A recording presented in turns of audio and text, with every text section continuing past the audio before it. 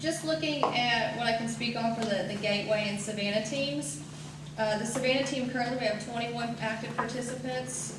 There's 7 that have not been re-hospitalized throughout the course of the project, 11 that have never been classified as homeless, 12 that have never been incarcerated, and 8 that have found some type of employment along the way.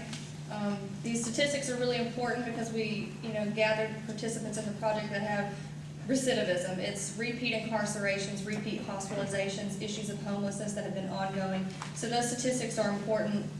And similarly with the Gateway team, they have 7 active participants currently, and 7 of those have not become incarcerated throughout their time with ODR. 4 have never become re-hospitalized, and 10 have never experienced any episodes of homelessness.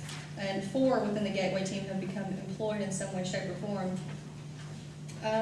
In terms of just kind of looking at some of our individuals, for example, our number 8 in the project, when she started working with us, she came in with a lot of family challenges.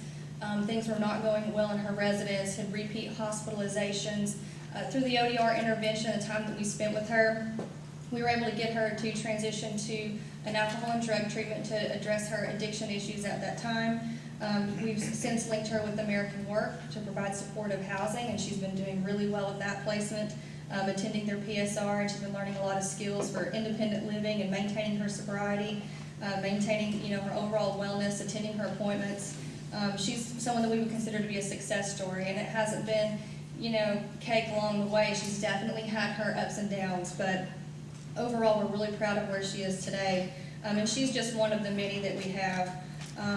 Our ODR number 10, for example, he had come to us after a 10-year prison stint and lacked so many skills in terms of how to maintain himself in the community.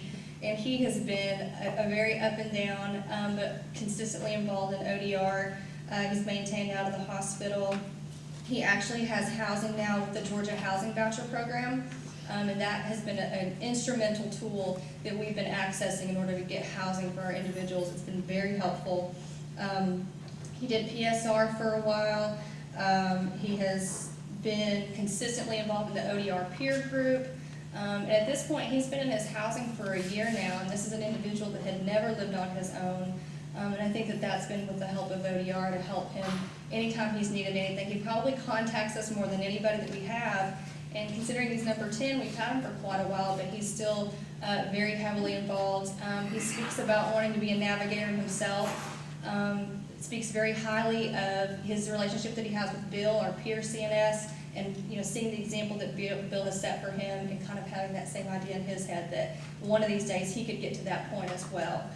So those are just a couple of the success stories with our teams. It's like I say, it's an up and down process, but overall we've seen such tremendous results from the work that we're doing. And I'll let Brad share from his